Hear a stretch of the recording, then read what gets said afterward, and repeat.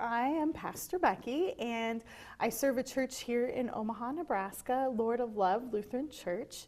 And I've been there for about 2 years and about 8 years as a pastor. So I also have a husband who's also a pastor, and we have 2 children at home too, so a 3 and a 5-year-old. All right, that's great. Now, how do you become a pastor in your religion? How long does it take? And being that for both genders, female and male. Sure. Well, that is changing too. I am a pastor in the Evangelical Lutheran Church of America, and when I was going through school, it was the normal route in which you had to have a bachelor's degree in something from college, and then you go on, and there were 3 years of on-site where you did a lot of classes and the like, and then there was also an interview with a candidacy committee to talk about your call, because it has to be something that's from inside of you, where you feel God is calling you, and also something that is recognized by people outside of your call. So we had 3 years like that, and then we had 1 year as an intern somewhere in another congregation to get a feel for what it was like. So you have to have a college degree or some college education before you can apply to be Yes, you had to have a bachelor's. Oh, you do. So. And that shouldn't be just in theology or related to religion. No, is that right? mine was elementary education. Okay, So. all right.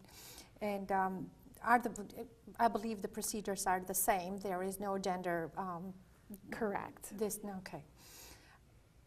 Does your religion put condition on marriage and childbirth? Let's say, I understand that you're married and Yes. you have kids, but let's say you need to be a pastor before you decide to start your own family. Is there any condition of that sort? No, it's as long as you are living a life worthy of the gospel, it's considered to be just fine to be married or to have kids, just like anybody else. And what is the highest rank in the hierarchy in your church? Okay, well, in the ELCA, we don't really have a hierarchy, so to speak. We believe that the highest rank one can receive is a baptized member as a child of God. And so from there, what happens is people can elect, and then you might be elected to higher leadership positions where maybe you have more influence, but it's still not that high of a rank. Currently, actually, there is a woman who is the presiding ELCA Bishop of America, and her name's Elizabeth Eaton. And where is the headquarters of your church?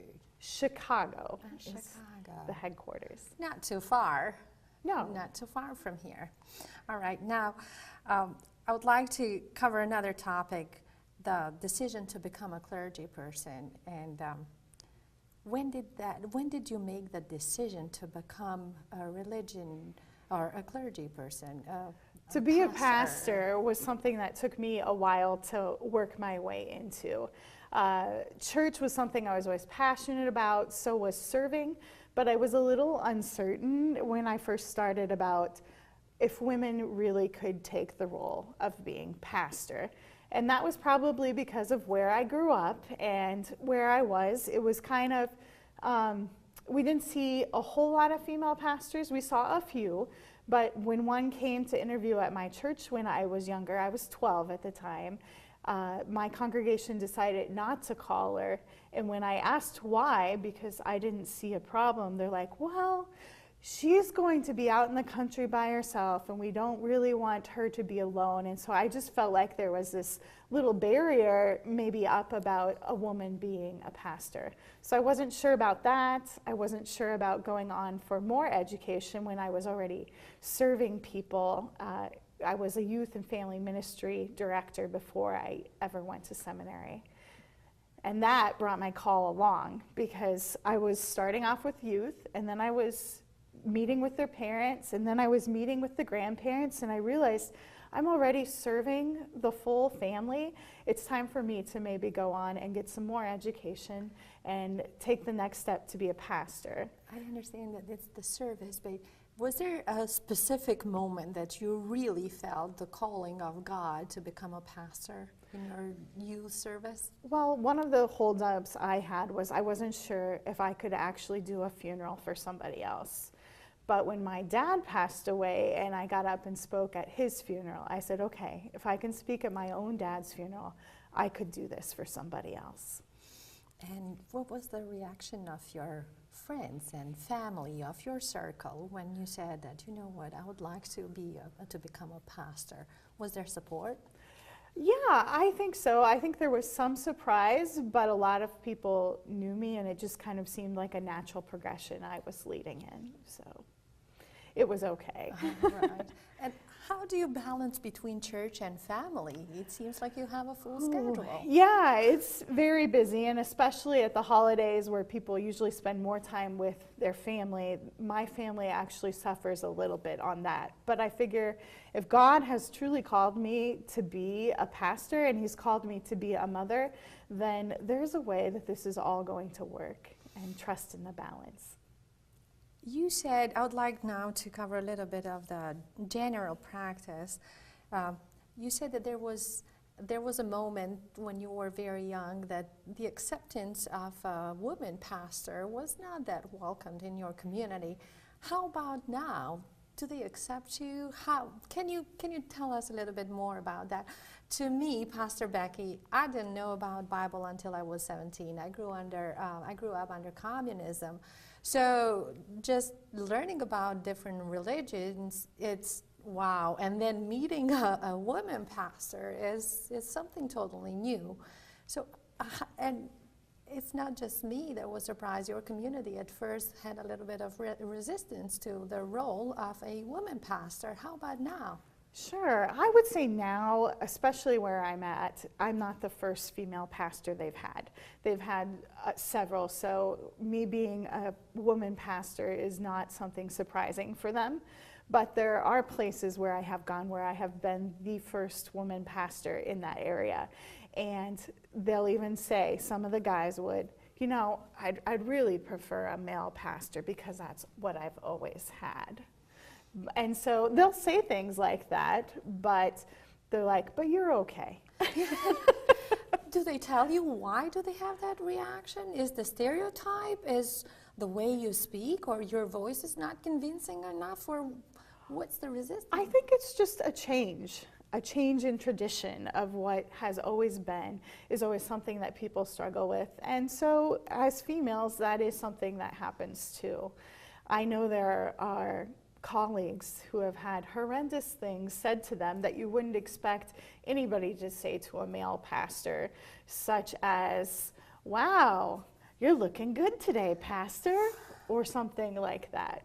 So there is some of that happens, but we are changing slowly but surely. And you're pretty comfortable in your new congregation? Yes, I absolutely love it. How big is your congregation right now, your church? Our average worship attendance is about 138 a week, and then we have probably about 325 baptized members. Is that an average size, or when you compare with other churches in the area?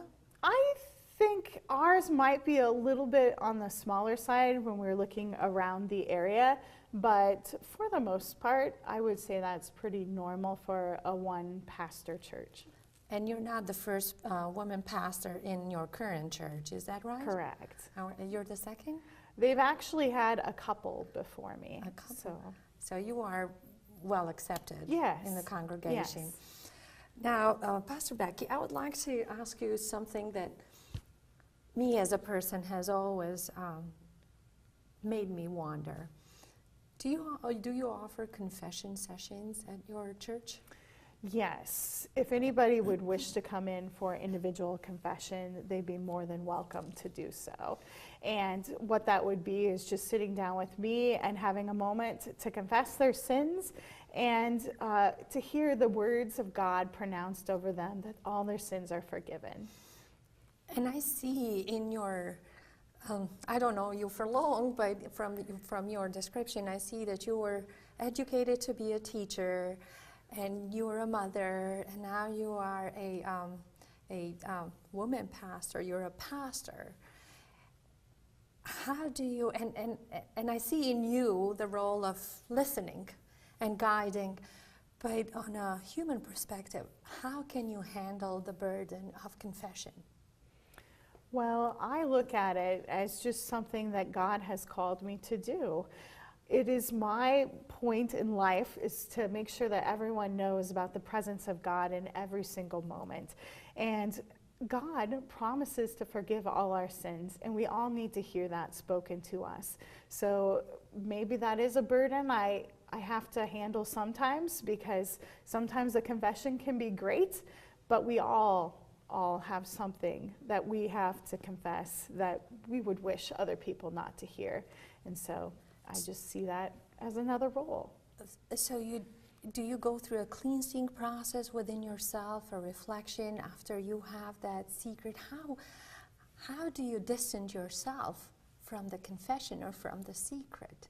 How do you manage to come back and be able to listen to another secret? Well, I think prayer is a great way that helps me as well, to focus on what is this about? It's about the love of God, and how do we share that? So, right. So you're able to forgive and move yes. on. And you said that you confess that sometimes it is hard to let go of those confessions, right? Sure. Okay, we're all humans, aren't we? Sure. And since it is Christmas time, can you please share and confess with us what is your favorite part of our passage from the Bible? I have so many favorite. It kind of depends on the moment, but I guess the heart of the gospel for me really comes from John 3:16 and 17, where God so loved the world that he gave his only son, so that ever who believe in him may not perish but live. And then the next one is just like that. He didn't send the son to condemn the world, but so that the world could be saved through him.